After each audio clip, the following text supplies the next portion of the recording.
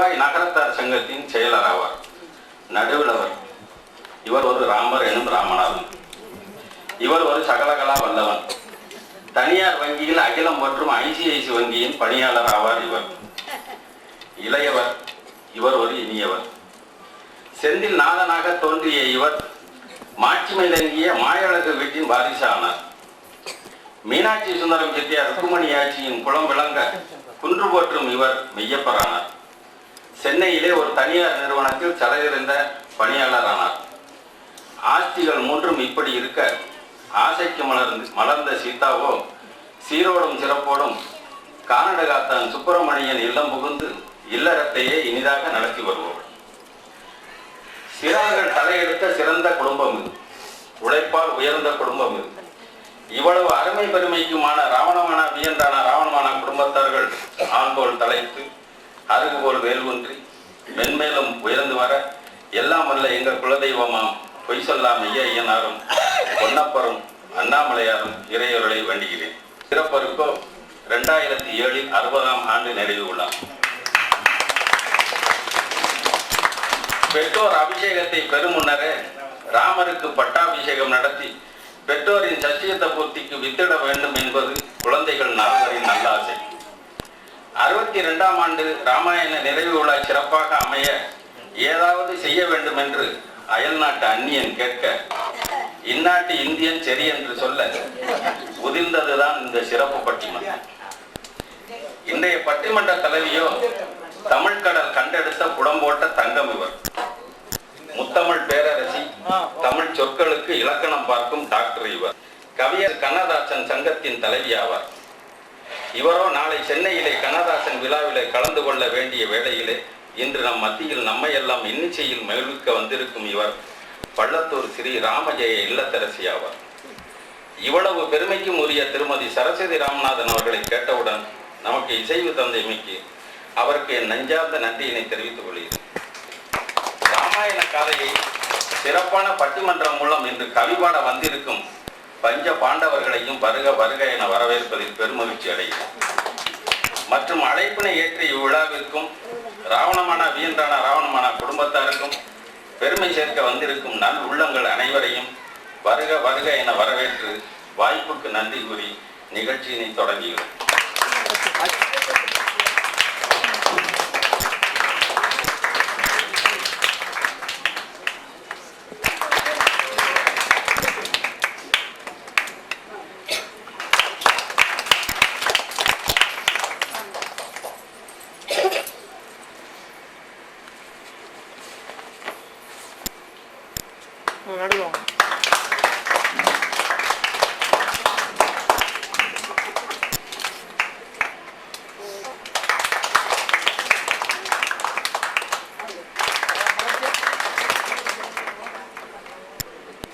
வெகு பிரயாசப்பட்டு இந்த காரியத்தை முடித்து எங்களுக்கு கொடுத்த ஒரு நன்றி உடையவனாக நாங்கள் எப்போதும் இருப்போம்.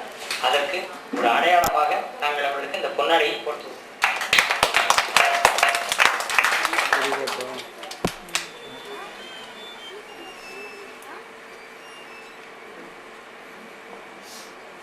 ரெண்டு பக்கமா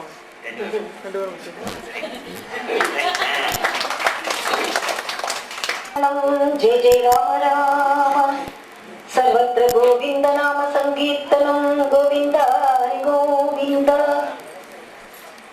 हर नमः पार्वती पतये हर हर महादेव தென்னாடுடைய சிவனே போற்றி எந்நாட்டவர்க்கும் இறைவா. புரட்டாசி மாதம். புரட்டாசி மாசம் என்று சொன்னாலே பெருமாளை நினைப்பதற்கு ஒரு அற்புதமான திருமாதம். பெரிய திருவோணம் என்று திருப்பதியிலே பெருமாளுடைய திருநட்சத்திரத்தை பெரிய திருவோணம் என்று பிரம்மோற்சவமாக கொண்டாடுகிற மாதம் புரட்டாசி. அழகாக நவராத்திரி தேவியரை கொண்டாடுகிற மாதம் புரட்டாசி மாதம். புரட்டாசி சனிக்கிழமை, நாளைக்கு கடைசி சனிக்கிழமை. அவ்வளவு புண்ணியமான நாடு. இன்னைக்கு நட்சத்திரம் திருவாதிரை. திருவாதிரை நடராஜ பெருமாளுக்கு உகந்தது, திருவோணம் பெருமாளுக்கு உகந்தது. அந்த 2 நட்சத்திரத்துக்கு மட்டும்தான் திரு என்ற அடைமொழி. நமக்கெல்லாம் நம்ம பிறந்த நட்சத்திரம் எல்லாம் திரு திருன்னு போடக்கூடாதான், நம்ம தான் திருன்னு போச்சு. நமக்குலாம் ஒரு ஆசை, நம்ம பார்த்த நட்சத்திரம்லாம் திரு இருக்கக்கூடாதோ. ஆனா 2 நட்சத்திரத்துக்கு மட்டும்தான் திரு என்ற மகுடம். அது திரு ஆதிரை, திரு ஓணம். திருவோணத்து பெருமாளுக்குரிய ராமாயணத்தை திரு ஆதிரை என்ற நடராஜ பெருமாளுக்கு உகந்த நட்சத்திரத்துல இன்னைக்கு கோட்டையூர்ல பட்டாபிஷேகம் பண்ணி கொண்டாடுறோம்னா நாம எல்லாம் கொடுத்து வைத்தவர். இந்த அற்புதமான பணியை ராவணமானா வீரப்ப செட்டியார் அவர்கள் குடும்பத்தார், அவர்கள் தகப்பனார் இவரை பெற வேண்டும் என்பதற்காக வேண்டி ராமாயணம் படிக்க தொடங்கி இது 62வது ஆண்டு. அவருக்கு வாழ்க்கை நன்றாக அமைந்து, வாழ்க்கை துணைவி கமலம் நல்லபடி அமைந்து, 3 புதல்வர்களும் 1 புதல்வியும், அவர்கள் சம்பந்தங்களும் நல்ல இடங்களிலே அமைந்து பேரன் பேத்திகளோடு வருகிற ஆண்டிலே மணிவிழா காண இருக்கிறார்கள். அவர்கள் குடும்பம் வாழையடி வாழையாக இந்த தர்மத்தை, ஏன்னா ராமாயணம் படிக்கிறது ஒரு தர்மம், கேட்கறது இன்னொரு தர்மம், படிக்கவும் கேட்கவும் துணை செய்யறது ஒரு தர்மம். ஆகவே இந்த தர்மங்கள் வாழையடி வாழையாக தொடர்ந்து நடக்க வேண்டும். இந்த குடும்பங்கள் ராமாயணம் கேட்கிறவர்கள், படிக்கிறவர்கள், ஆள்போல் தழைத்து அருள்போல் வேரோடி மூங்கி போச்சுற்றும் ருசியாமல் எல்லா நலன்களும் பெற்று நீங்காத செல்வம் நிறைந்து வாழ வேண்டும் என்று சக்கரவர்த்தி திருமகன் திருவடிகளை வேண்டி வணங்கி வியந்தானா அவர்கள் குடும்பத்தாருக்கு என்னுடைய அன்பான வணக்கங்களையும் வாழ்த்துக்களையும் தெரிவித்து, அவருடைய துணைவியார், புதல்வர்கள், மருமக்கள், புதல்வி, மாப்பிள்ளை, பேரன் பேத்திகள், உற்றார் உறவினர், பங்காளிகள், கோட்டையூரை சேர்ந்த பெருமக்கள், வந்திருக்கிற அத்துணை பேருக்கும், இந்த பட்டிமண்டபத்திலே பாங்கறிந்து பேச வந்திருக்கிற 4 பெருமக்களுக்கும், எங்களோடு வந்திருக்கிற சொல்லருவி முத்து ஸ்ரீனிவாசன் அவர்களுக்கும் எங்களை இந்த நிகழ்ச்சிக்கு நெடும் இடைவெளிக்கு முன்னதாகவே நீங்கள் அவசியம் வர வேண்டும் என்று அன்பு தம்பி முத்தையா அவர்கள், நான் தம்பி தான், ஏன்னா அவங்க அப்பா என்கிட்ட அத்தனை புரியும். அவங்க வீட்டுல என்ன ஃபங்க்ஷன்னாலும் நான் ரயசவையாவோட முன்னாடி இருப்பேன். கோட்டையூர் என்று சொன்னாலே எனக்கு அவங்க எல்லாம் தான் என் கண் முன்னாலே எந்திரிக்க நிற்கிற தெய்வங்கள்.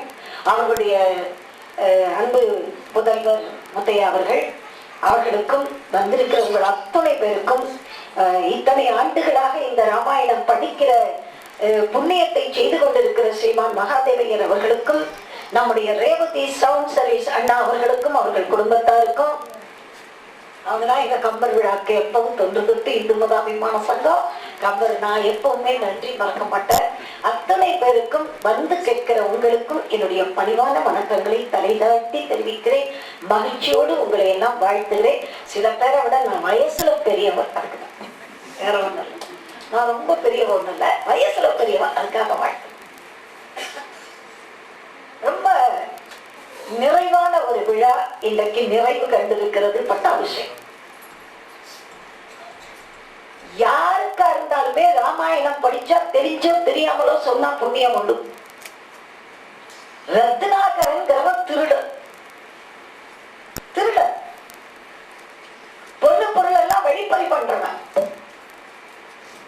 ஒரு நாள் ஒரு சாது வந்தார், அவரை போய் படிச்சான். இருக்கிறத கொடுனா, என்கிட்ட என்னப்பா நான் சாது, என்கிட்ட வந்து பிச்சை பாத்திரம் இருக்கு, கமண்டலம் இருக்கு, இவ்வளவுதான் இருக்குன்னு. இருக்கிறத குடியா, இல்லாட்டி அட்டி போயிடணும். உடனே அவர் கேட்டார், ஏன்பா வயிற்று பாட்டுக்காக இந்த பாவத்தை பண்றேன்? நான் ஏன் வயிற்று பாட்டுக்கு மட்டும் இல்ல, கொண்டாட்டி பிள்ளைகளா இருக்காங்கல்ல, கட்டினவளுக்கு சோறு போடணும்ல, பிள்ளை குட்டிகளை கலங்காம பாத்துக்கணும்ல அப்படின்னா. உடனே இந்த பெரியவர் கேட்டா, அவங்க கலங்காம இருக்கணும்னு நீ பாவம் பண்றியே, நீ கொண்டு போய் கொடுக்கிற பொருளை வாங்கிக்கிறாங்களே, வழிப்பறி பண்ற பொருள் எல்லாம், இதனால வர்ற பாவத்தை அவங்க வாங்கிப்பாங்களா? நேரம் ஓடியா போயிட்டான், கொண்டாட்டிய கூட்டம். நான் இத்தனை பேர் அடிச்சு பறிச்சு கொண்டு வரேன், நான் கொண்டு வர பொருளை மட்டும் வாங்கிக்கிறிய, என் பாவத்தை வாங்குறிய? நான் எதுக்கா பாவத்தை வாங்கிக்கிறேன்? பொண்டாட்டிக்கு சோறு போடுறது ஒரு கடமையா? நீ கொண்டு வர பொருளை தான் நான் வாங்குவேன், பாவத்தை வாங்கிக்க மாட்டேன். பிள்ளைகளை கூப்பிட்ட, பிள்ளைகளா என் பாவத்தை நீங்க வாங்கிப்பீங்களாடா? ஏப்பா சொத்து சொல்ல வச்சா பிள்ளைகள் வாங்கிப்பாங்க, பாவத்தை எவனாவது வாங்கிப்பானா என்று கேட்டார்கள். உடனே ஓடி வந்து, சாமி அவ யாருமே என் பாவத்தை வாங்கிக்க மாட்டேங்க, அப்ப நீ ஏன்டா பாவம் பண்ற? நான் பண்ணிட்டேனே, இப்ப என்ன பண்றதுன்னா, அத்தனை பாவமும் தீயிலே பஞ்சு போல போக வேண்டுமா? உனக்கு ஒரு மந்திரம் சொல்லித்தரேன், சொல்றியா? சொல்லுங்க. ராம ராம. அதெல்லாம் எனக்கு வராதுங்க. டேய், இது என்ன மரண்டா? அது மராமரங்க. அப்படியே சொல்றா. மரா மரா மரா மரா மரா மரான்னு சொல்லிட்டே வந்தான். அது ராமா ராமா ராமா ராமா ராமா என்று ஆகி அவன் தன்னை மறந்து தியானம் பண்ண அவனை சுற்றிலும் மண்ணிலே அந்த மழையிலே எல்லாம் சேர்ந்து புற்று உருவாகி அவன் வால்மீகி முனிவராக வந்து ராமகாதையை தந்தான். அதான் ராமாயணம் எழுந்த வரலாறு. புற்றுதான் வன்மீகம் என்றால் புற்றுன்னு அர்த்தம். அதிலிருந்து வந்ததனால்தான் அந்த முனிவருக்கு வால்மீகி முனிவர் என்று பேர். அப்பேற்பட்ட முனிவர் ராமாயணத்தை சமஸ்கிருதத்திலே வடமொழியிலே ஞான திருஷ்டியிலே பார்த்து எழுதினார். 9வது நூற்றாண்டிலே தமிழகத்துடைய பொற்காலமான சோழர் காலத்திலே கம்பநாடுடைய வள்ளல் கவி சக்கரவர்த்தி பார்மேல் நம்பு பாமாலையாலே நரக்கு இன்று அமுதம் இருந்தார். அத வடமொழியில படிச்சாலும் தமிழ்ல படிச்சாலும் ராமாயணம் படிச்சா புண்ணியம் உண்டு, ராமநாமம் சொன்னா புண்ணியம் உண்டு. எப்படின்னு கேக்குறீங்களா? நான் முதல்ல பலசுருதி சொன்னேன் தெரியுமா? நன்மையும் செல்வமும் நாளும் நல்குமே, திண்மையும் பாவமும் சிதைந்து தேயுமே, ஜென்மமும் மரணமும் இன்றி தீருமே, இம்மையே ராம என்ற 2 எழுத்தினால் 2 எழுத்து. நம்ம இந்து தர்மத்துல எவ்வளவு அழகா சொன்னாங்க தெரியுமா? ஒரே ஒரு எழுத்து மந்திரம் சொல்ல முடியுமா? இந்த புள்ளி எழுத்துக்கு அச்சரம் கிடையாது. ஓம் என்பது ஒரு எழுத்து. ஒரு எழுத்தில் 6 எழுத்தை ஓதுவித்த பெருமாள் என்பர் அருணகிரிநாதர். ஓம் 2 எழுத்து ராமா, 3 எழுத்து முருகா, 4 எழுத்து நாராயணா, 5 எழுத்து நமச்சிவாயா, 6 எழுத்து சரவணபவா. ஏதாவது ஒரு மந்திரத்தை சொல்லலாம் இல்லம்மா? ஒண்ணுமே சொல்ல முடியலையா?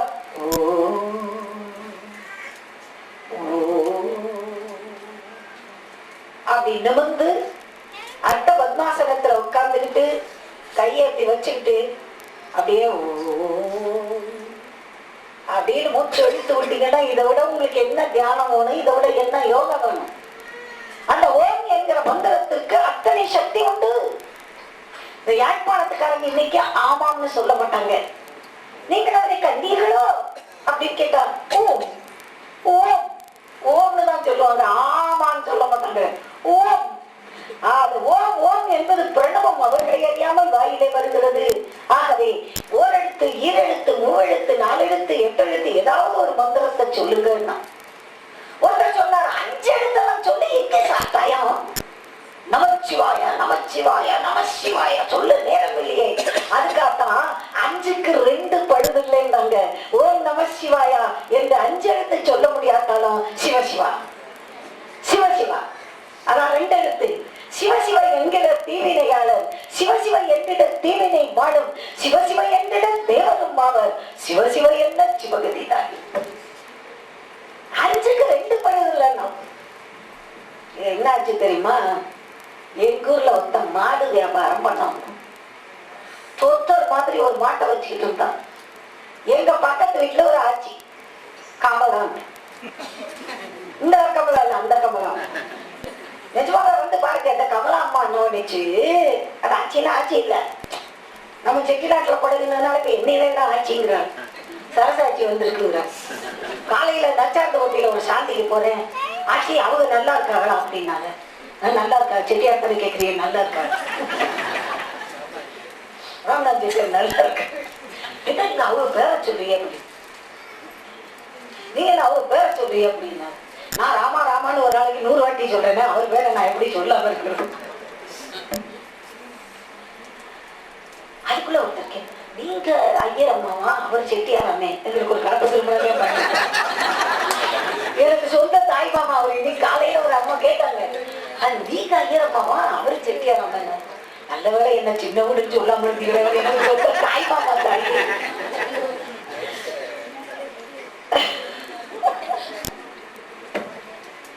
அடிக்கணும். நான் சிரிச்சுக்கிட்டே சொன்னேன், நீங்க எப்படி நினைச்சாலும் சரி என்ன ஆட்சின்னு சொன்னா எனக்கு சந்தோஷம் தான். அதனாலதானே ராயச ஐயா என் மகன் மகன் வரல, அப்ப நீங்க ஆட்சியத்தானே இருக்கணும். அது வேற ஒரு முடிவுக்கே வந்துட்டேன். அந்த பக்கத்து வீட்டாச்சு அந்த கமலம் அம்மா போய் எப்பா இந்த மாடு வேணும்பாங்க. உங்களுக்கு இல்லாத ஏற்கனவே 3 மாடு வச்சிருக்கீங்க, எருமையா வச்சிருக்கீங்க, இந்த பசுமாட்டை வாங்கி போடுங்க. வாங்கிச்சு. உடனே இந்த ஆட்சி கழிச்சு 5 தருமாப்பா இந்த மாடு. அது என்னன்னா நல்ல பால் கறக்கணும், அதை உரத்தின கெட்டி தயிராகணும், அதை கிடைச்சா வெண்ணெய் கிடைக்கணும், மோர் கிடைக்கணும், வெண்ணெய் காய்ச்சினா நெய் எடுக்கணும், 5 கிடைக்கும்ல நல்லா அப்படின்னா. உடனே இவன் சொல்றான் 5க்கு 2 பழுது இல்லாம கிடைக்கும்ட்டு போயிட்டான். இவங்க வாங்கி கொண்டு கட்டி கண்ணி வச்சு புண்ணாக்கு வச்சு பத்தி கொட்டை அரைச்சு வச்சு தவிடு போட்டு பால் கறக்க போனா உதயுது. 3 நாள் ஆச்சு, ஓடி வந்துச்சு. என்னை ஏமாத்தி போட்டானே, என்னை ஏமாத்தி போட்டானே, 5 கொடுக்குமாடான்னு கேட்டேனே, 5க்கு 2 பழுது இல்லாம கொடுக்கும்டானே, ஏமாத்தி போயிட்டானே. நான் அவனை எதாச்சா சைக்கிள்ல போயிட்டு இருந்த பிடிச்சிடே, என்னடா சொன்ன நீ 5 கொடுக்குமான்னு அவங்க கேட்டதுக்கு 5க்கு 2 கொடுக்குன்னு சொல்லிட்டு போனேன்ல.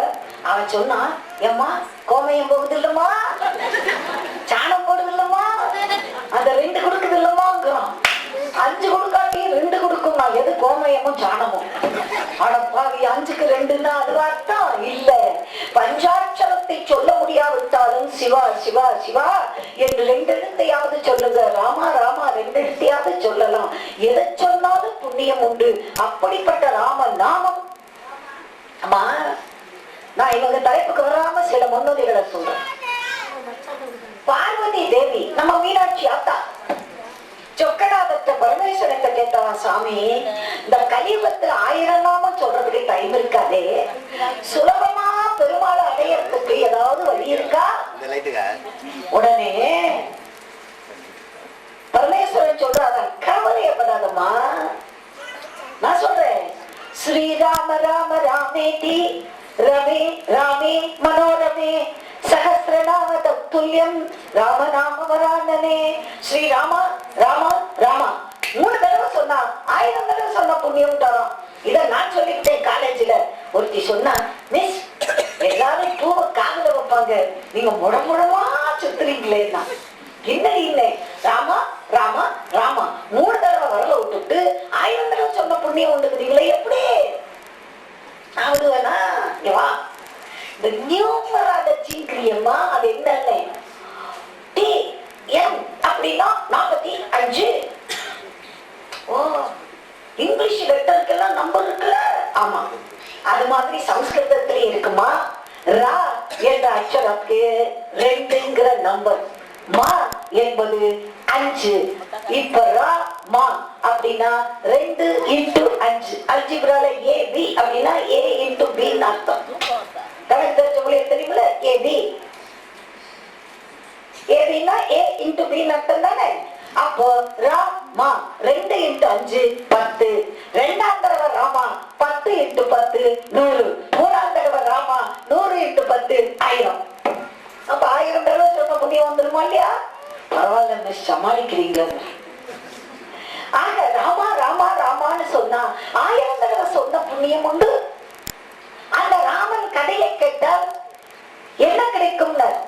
கொஞ்ச காலத்துக்கு முன்னாடி லவகுஷா ரொம்ப என்ன சொல்றீங்கன்னா, தேவகோட்டையில ஆன்மீக விழாக்கள் ஒரு காலத்துல குடிகட்டி பறந்ததற்கு காரணம் ஜமீன்தார் வீட்டு சோமநாராயணன்னா நம்முடைய ஐஓபி சொக்கலிங்கம். சொக்குன்னு தான் எங்க மாமாவுக்கு சொக்கு அப்படின்பாரு. சொக்குன்னு ரொம்ப பாசமா கூப்பிடுவார். மதுரையில இடையில கொஞ்ச காலம் அவர் போனாரு, எங்களை தேவகோட்டை கூப்பிடுறாரே இல்ல போச்சு. நான் தேவகோட்டை காடி. ஆமா நிஜமா 10 நாட்கள் தொடர்ந்து ராமாயணம் பாரதம் மாரியம்மன் கோவில்ல அவ்வளவு அழகா கேட்பாங்க. தெருவே கூடி நிற்கு. அதுவும் அந்த சகோதரிகளுக்கு எல்லாம் நம்ம ஊர் அம்மா சரஸ்வதி வந்திருக்கு அப்படி பிரியமா கேட்பாங்க. அப்படி ஆடியன்ஸ் கிடைச்சா அவங்களை விடுறதுக்கு நமக்கு மனசு வருவதில்லை.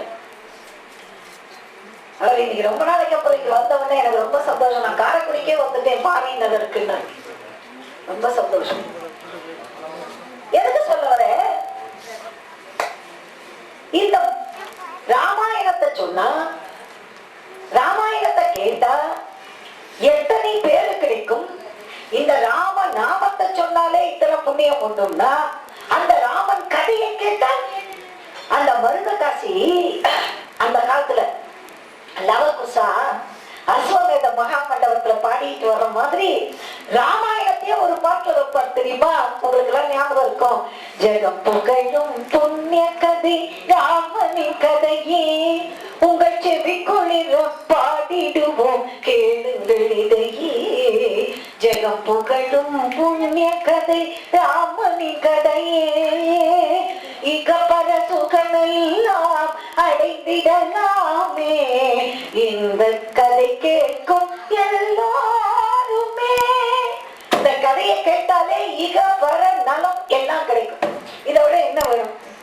இகத்துக்கு வேண்டிய சுகம், நல்ல குழந்தையா, நல்ல வம்சமா, செழிப்பான வசதியா, தீங்கின்றி நாடெல்லாம் திங்கள் மும்மாரியா, நல்ல நெல்லு வயல்ல கதிரா, அறுவடையாய் வீட்டுக்கு விளையேறணுமா, நல்ல சௌக்கியமா இருக்கணுமா, சுகம் இருக்கணுமா, சந்தோஷம் இருக்கணுமா, புள்ள குட்டிகள் இருக்கணுமா, எடுத்த காரியத்துல வெற்றி வேணுமா, நோய் இல்லாம இருக்கணுமா, ஜெயம் கிடைக்கணுமா, அத்தனையும் ராமாயணம் தரும்.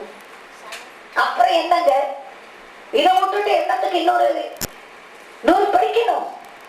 இக பர சுகமெல்லாம் அடைந்திடலாமே இந்த கதை கேட்கும் எல்லோருமே. இனிக்குது நாவெல்லாம் உரைத்திடும் போதிலே இணையே இல்லாத காவியமாகும். அப்பேற்பட்ட ராமனுடைய கதை, அந்த ராமாயணத்தை முறையோடு படிக்கிற வீடு நித்திய கல்யாணம் பச்சை தோரணமாக இருக்கும். அன்றைக்கு பாடுவார் முத்தப்பர் பாடினார் அல்லவா, அன்றைக்கு வந்த எங்கள் அம்மா இலக்குமியே என்றைக்கும் நீங்காது இரு என்றைக்கும் நீங்கா திரு. அழகான வார்த்தை. அவ்வளவு மகிழ்ச்சியோடு ஒரு நாளா 2 நாளா அந்த புஸ்தகம் கூட விட்டு விட்டா உடைய ஆரம்பிச்சிருச்சோம். நம்ம எல்பி வேணா வீட்டுல கொடுத்து அவர்கள் மகன்கள் அதை அழகா ஜெராக்ஸ் எடுத்து அருமையான புத்தகமாக்கி, அதுல அழகப்பா பல்கலைக்கழகமும் எங்களுக்கு இந்த பிரதி எல்லாம் கிடைக்காது, எங்களுக்கு ஒரு காப்பி கொடுங்க, நாங்களாம் பட்டாபிஷேகத்தை முடிச்சுட்டு தரோம்னு சொன்னாங்க. இதெல்லாம் பெரிய புண்ணியங்க. நாளெல்லாம் ராமநாமத்தை சொல்லி சொல்லித்தான் நான் வாழ்ந்துருக்கேன். அதனால்தான் எங்க வீட்டுக்கு பேரு ராமஜெயம். எல்லாரும் கேட்டாங்க, நீங்க தமிழ் பேராசிரியை, பாரதி இல்லம், குரல் இல்லம் வச்சிருக்கலாமே. நான் குருதேவர் சிவானந்தருடைய மாணவி, சிவானந்தர் இல்லம்னு வச்சிருக்கலாமே. நான் சொல்லிட்டேன், ஒவ்வொரு செங்கலும் ராமநாமத்தை சொல்லி எடுத்து வைத்தது. ஆகவே இது ராமஜெயம். அதுக்கு இன்னொரு காரணமும் உண்டு. வீட்டுக்கு என்ன பேர் வைக்கிறதுன்னு இப்படி பேசிக்கிட்டே இருந்தோம். திடீர்னு அப்பெல்லாம் டிரான்சிஸ்டர் தான், டிவி கிடையாது. டக்குனு டிரான்சிஸ்டர் ஆன் பண்ணேன். எனக்கு மானசீக குரு கண்ணதாசன் தானே. டக்குனு ஆன் பண்ண உடனே ராமஜெயம் ஸ்ரீராமஜெயம், ராமனின் கைகளில் ஆனபயம், ராமஜெயம் ஸ்ரீராமஜெயம், நம்பின பேருக்கு ஏது பயம். அத சொன்ன உடனே வீட்டுக்கு வரும் ராமஜெயம் எல்லாருமே முடியும். எனக்கு எல்லாம் அவர் தான் அடி எடுத்து கொடுப்பார். ஆகவே அந்த ராமஜெயம் என்று சொல்பவருக்கு நம்பின பேருக்கு ஏது பயம். துப்பாக்கி தொட்டா நெஞ்சில தொலைச்ச போது கூட ஹே ராம் அப்படின்னு விழுந்தாராம் அண்ணல் காந்தி. இன்றைக்கும் ராஜ்காட்ல அவருடைய சமாதியில நினைவிடத்துல ஹே ராம் எழுதியிருக்கு இல்லையா? அந்த ராம நாமத்தை சொல்லியே வாழ்ந்தவர்கள் உலகத்திலே பல கோடி பேர். ஆகவே அந்த ராமாயணம் தொடர்ந்து பல்லாண்டு வாழையடி வாழையாக படிக்கப்பட வேண்டும். ராமர் பட்டாபிஷேகம் நடக்க வேண்டும். எல்லாருக்கும் எல்லா நிறைவும் சௌபாக்கியங்களும் மங்களங்களும் பெருகி நிறைந்திருக்க வேண்டும் என்று வாழ்த்துகிறேன். இன்னைக்கு ஒரு அருமையான தலைப்பு. இதுவரைக்கும் நான் ராமாயணத்தோட பெருமை தான் சொல்லியிருக்கேன். கோடு போட்டு தான் காட்டியிருக்கேன். நான் கோடு போட்டேன்னா நீங்க அப்படியே ரோடு போட்டுருவீங்க. இந்த ராமாயணத்துல தசரத சக்கரவர்த்திக்கு 4 பிள்ளைகள். எப்படி? ரொம்ப நாள் குழந்தை இல்லைன்னு புத்திர காம இஷ்டி பண்ணினார். அதுக்கு அழகான தமிழ் சொன்னான் கம்பன், மகப்பெரு வேள்வி. மக்களை பெறுவதற்கு யாகம் பண்ணியிருக்கார். இவர் அப்பா ஆசாரியார் சொன்னார்னு ராமாயணத்தை படிச்சு வர பெற்றுட்டார். தசரத சக்கரவர்த்தி புத்திர காம இஷ்டி பண்ணிருக்காரு. ரொம்ப அழகா இந்த குடும்பத்துடைய இதெல்லாம் ரொம்ப அழகா கவிதை நடையில வாசிச்சார். முத்தையர் செட்டு நாட்டுல இருக்கிறவங்க நாட்கள அப்படியே தமிழ் கவிதையாவே வரும். ஆட்சிமார் தாலாட்டு பண்ணாலே கவிதையாவே வரும். அடிக்கல ஐவிரலும் தீண்டவில்லை. உடனே ஐயா பாடுவாங்க, தானே அழுகிறான் தம்பி துணை வேணும். தம்பி வேணும் நாடகம். அதுதான் இயல்பாக தாய் பாடுகிற தாளாட்டிலேயே தமிழ் உணர்வு. செட்டிநாட்டுல இன்னைக்கு நல்ல கவிஞர்கள்னு விரல் விட்டு இருந்தாலும்னா செட்டிநாட்டுக்காரங்க தான் நல்ல கவிஞர். மற்றவர் பாடுறதெல்லாம் நான் சொல்லவே மாட்டேன். ஏன்னா அதை பாடுறது பாட்டா இருந்தா தானே தமிழுக்கு வைக்கிற வேட்டா. திடீர்னு பாத்தீங்கன்னா சிரிக்கி சிரிச்சு வந்தா சீனா தானா டோயிங்க. அதுக்கு என்ன சீனா தானா? அன்னைக்கு VNCT சொல்றாரு, என்னைய கண்ணதாசன் சீனா தானா தான் கூப்பிடுவாரு, சீனா தானா போட்டு வச்சிருக்கானுங்க. விடிய முன்னே காணாம போனா டோய். அவன் இன்னொருத்த பாட்டே வார்த்தை இல்லைன்னு இப்படி போட்டு பாட்ட வைக்கிறான். இன்னொரு என்னன்னா அக்கிலா அக்கிலா கண்பிடித்தால் அக்கிலா அக்கிலா அக்கிலா பாட்டு முடிச்சு அக்கிலா அக்கிலா அக்கிலா அக்கிலாங்களா. இன்னொருத்த பூவ பூவ பூவ பூவ பூவே பூவ பூவ பூவ பூவ பூவே. இப்படியா பாட்டு போட்டு துடைக்கிறது? பாட்டு எழுத தெரியலன்னா கண்ணதாசன் தெரிஞ்சு திருடியாவது போடுகிறார். அநியாயத்துக்கு எழுதுறாங்க. ஒன்னும் சொல்லிக்கிற மாதிரிமா வாயில வைக்க பயங்குதா.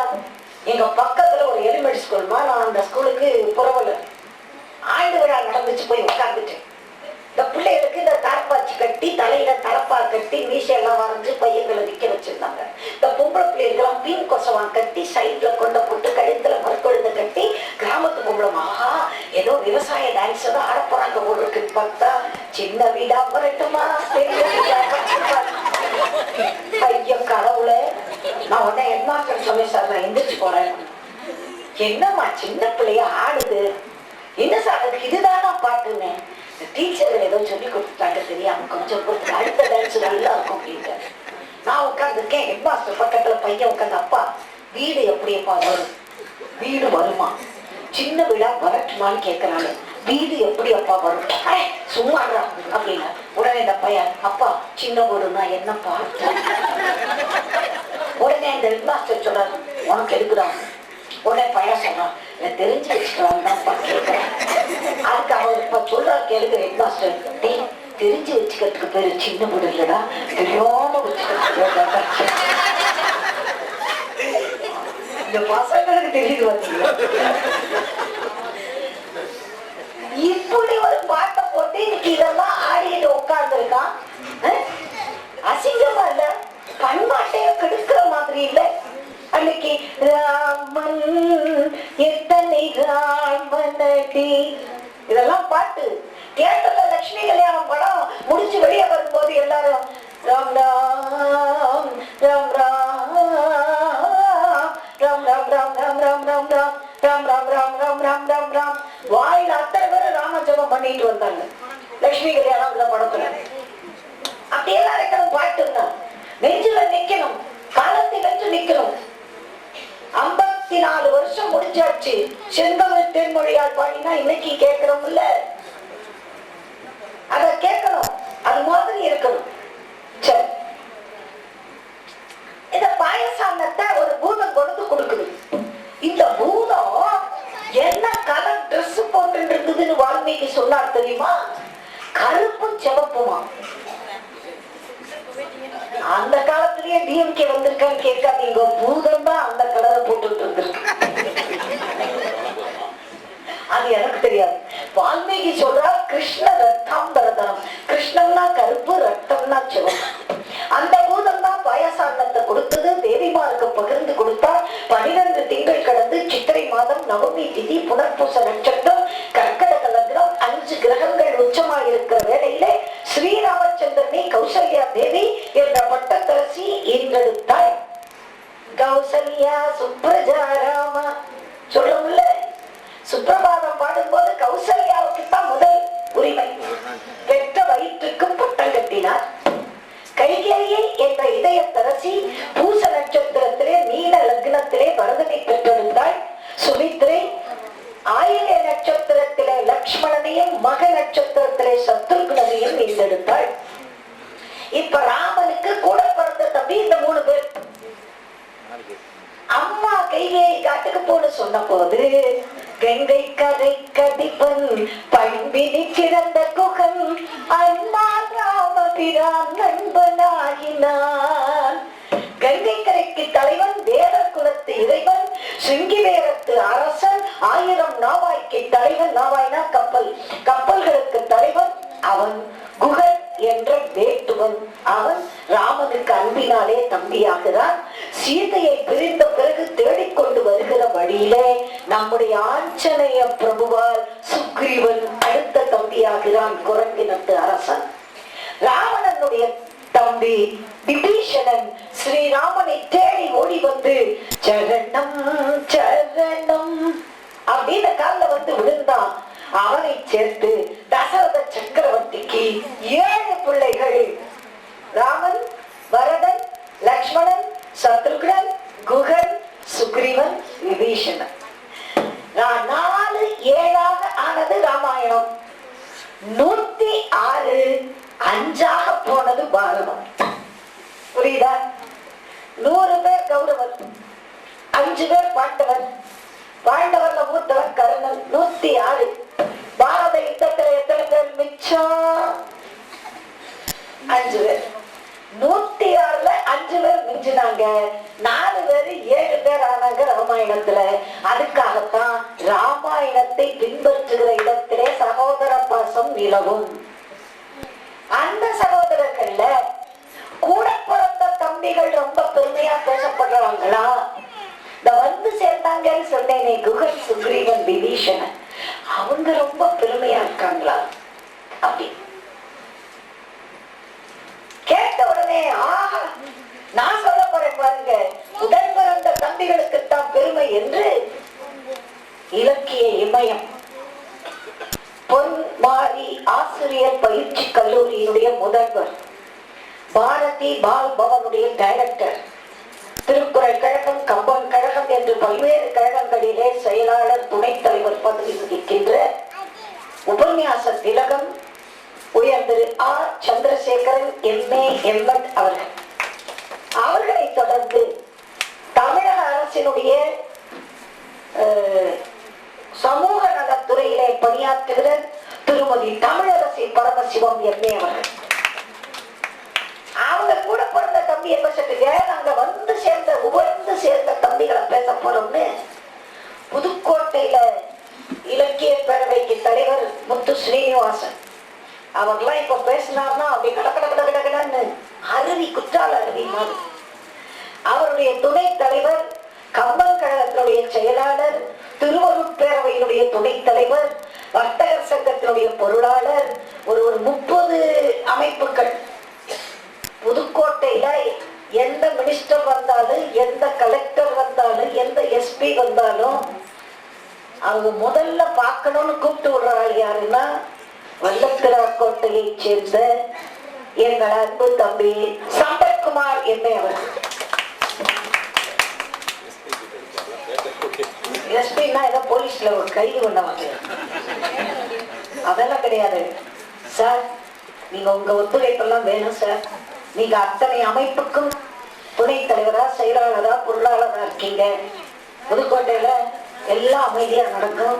நாங்க என்ன நடத்தினாலும் நீங்க வந்து எங்களுக்கு அட்வைஸ் பண்ணணும். நிஜமா எந்த கலெக்டர் வந்தாலும் நீங்க நிஜமா போய் கேட்டு பாருங்க.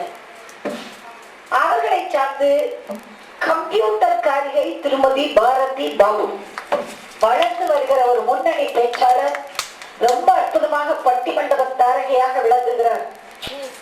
பாரதினா சரஸ்வதினு அர்த்தம். இந்த சரஸ்வதி கண்டெடுத்த ஒரு முத்து இந்த பாரதி. அருமையா பேசிட்டு இருக்கா. அவள்கிட்ட பத்தி தேடி வாங்க முடியல கண்ணாலாம். பாரதி கொஞ்சம் வந்துருமா அப்படின்னு சொல்ல வேண்டியிருக்கு. இப்ப 4 பேர் வந்துட்டாங்க, நீங்க அழகா உட்காந்துட்டீங்க. நானும் முன்னுரையில நிறைய ராம கதையை கேட்கணும், ராமாயணத்துக்கு இத்தனை பெருமை இருக்கு, ராமநாமத்துக்கு இத்தனை பெருமை இருக்குன்னு சொல்லிட்டேன். இப்போ ராமகாதையில் பெரிதும் ஏற்றம் பெறுபவர்கள் உடன் பிறந்த தம்பிகளே என்று இப்ப நான் 7:30 மணிக்கு மைக்க